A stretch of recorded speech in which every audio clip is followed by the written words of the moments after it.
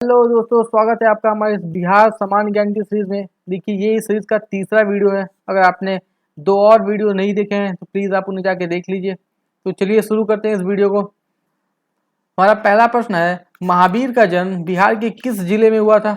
तो इसका सही आंसर होगा ऑप्शन नंबर ए। ये बिहार के वैशाली जिले में हुआ था महावीर जी का जन्म। और अगर आपसे पूछे कि इनका जन्म हुआ कब था, तो देखिए ऐसा माना जाता है कि 540 ईसा पूर्व में इनका जन्म हुआ था। और कहाँ हुआ था, तो ये भी आप ध्यान रखिएगा, वैशाली के कुंड ग्राम में हुआ था इनका जन्म। और ये महावीर जी जो हैं वो थे कौन, तो ध्यान रखिएगा, ये जैन धर्म के 24वें तीर्थंकर थे। हमारा अगला प्रश्न है, महावीर स्वामी के पिता का संबंध था? तो इसका सही आंसर होगा ऑप्शन नंबर बी, वज्जी संघ से संबंधित है महावीर स्वामी जी के पिता। इनके पिताजी का नाम क्या था, तो आप ध्यान रखिएगा, सिद्धार्थ नाम था इनके पिता का। और इनके माता का क्या नाम था, तो वो भी आप ध्यान रखिए, त्रिशाला इनके माता का नाम था। और ये लिच्छवी की राजकुमारी थी। हमारा अगला प्रश्न है, महावीर स्वामी ने अपना अंतिम उपदेश कहाँ दिया था? तो इसका सही आंसर होगा ऑप्शन नंबर ए, पावापुरी में इन्होंने अपना अंतिम उपदेश दिया था। अगर आपसे पूछे कि ये पावापुरी कहाँ स्थित है, तो ध्यान रखिए, ये बिहार के नालंदा जिले में स्थित है ये पावापुरी। और इसी पावापुरी में इनको निर्वाणा की भी प्राप्ति हुई थी। तो अभी ये भी याद रखिएगा, निर्वाणा मतलब इनका जो निधन हुआ था वो भी पावापुरी में ही हुआ था। हमारा अगला प्रश्न है, प्रथम जैन संगीति का आयोजन कहाँ हुआ था? तो इसका सही आंसर होगा ऑप्शन नंबर सी, पाटलिपुत्र में हुआ था प्रथम जैन संगति का आयोजन।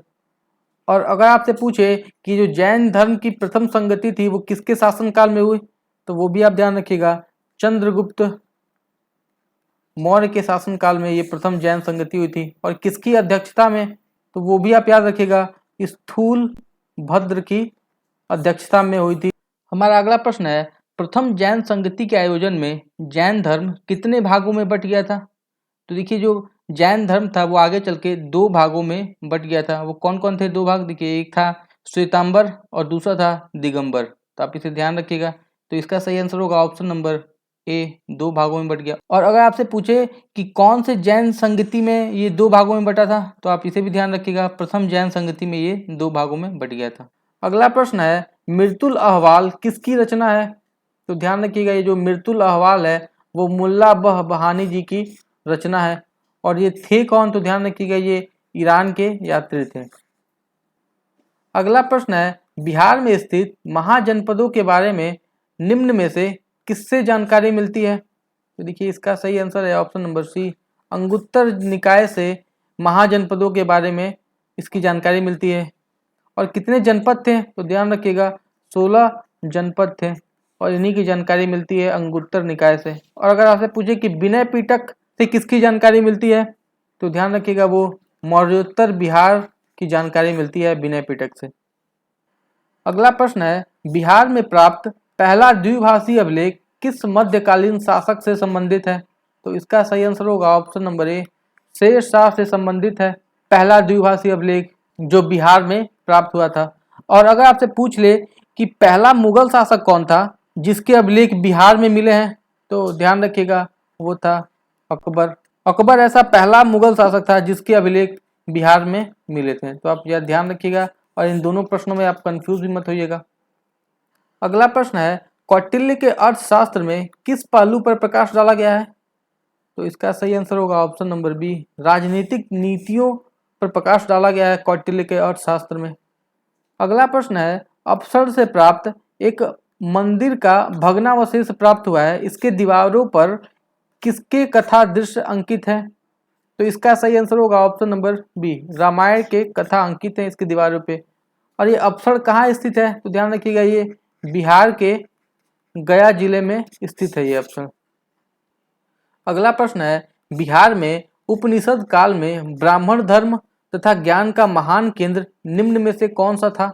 तो इसका सही आंसर होगा ऑप्शन नंबर ए, जो विदेह था वो महान केंद्र था उपनिषद काल में ब्राह्मण धर्म का।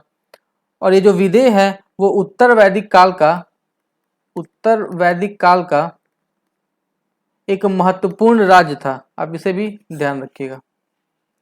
अगला प्रश्न है, बिहार का कौन सा प्राचीन राज्य आरंभ में बहुत दिनों तक आर्यावर्त के बाहर था तथा अनार्य जाति के लोगों का आवास स्थल रहा था।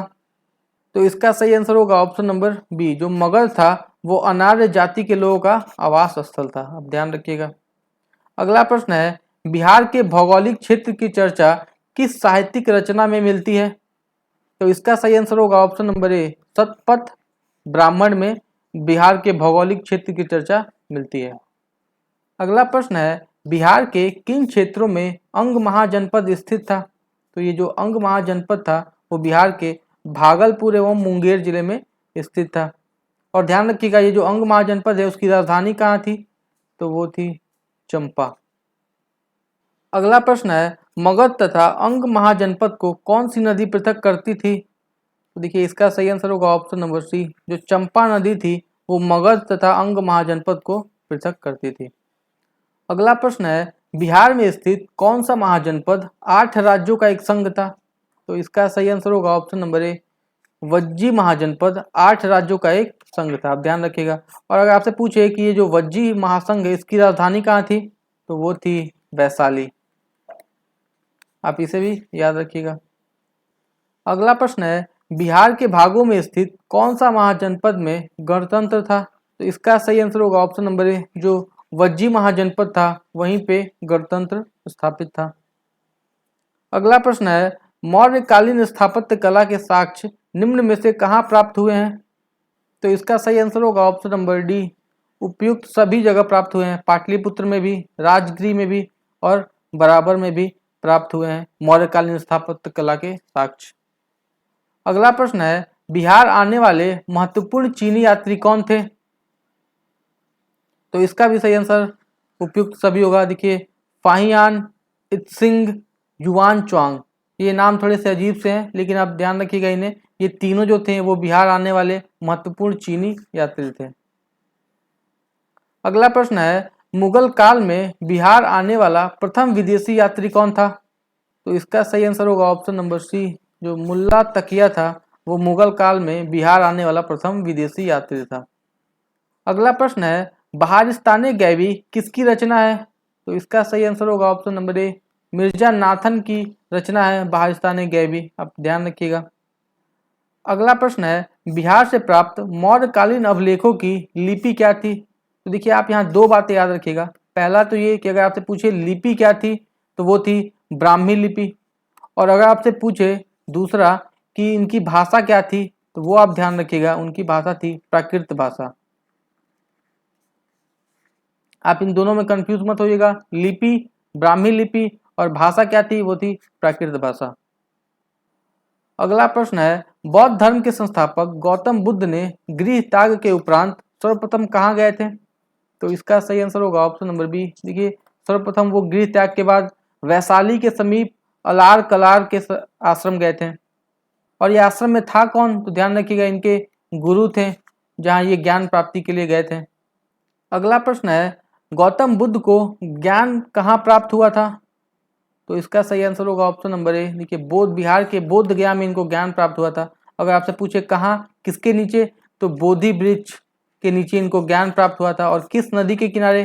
तो निरंजना नदी के किनारे इनको ज्ञान प्राप्त हुआ था, जिसका आधुनिक नाम आपको पता होगा फल्गु नदी है। आप ध्यान रखिएगा। अगला प्रश्न है, द्वितीय बौद्ध संगीति का आयोजन कहाँ हुआ था? तो इसका सही आंसर होगा ऑप्शन नंबर बी, वैशाली में हुआ था द्वितीय बौद्ध संगीति।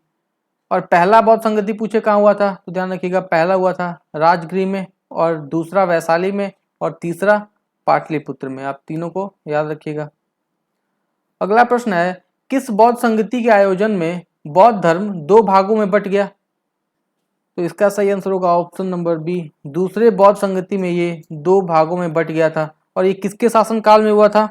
तो ध्यान रखिएगा, कालाशोक के शासनकाल में हुआ था।